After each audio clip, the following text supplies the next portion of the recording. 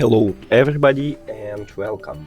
In this video I will show you how to charge your speaker Hama Cube to zero with using your phone. All you need to have is just USB-C to USB-C cable, but if your phone doesn't support USB-C, maybe you should have a Lightning to USB-C or even micro USB to USB-C. So just open the plug on your speaker, connect USB-C cable to USB-C port and the second one to your phone. And we can see a blinking LED light. Can we? Yeah, we can see it, so it means that it's charging. That's it.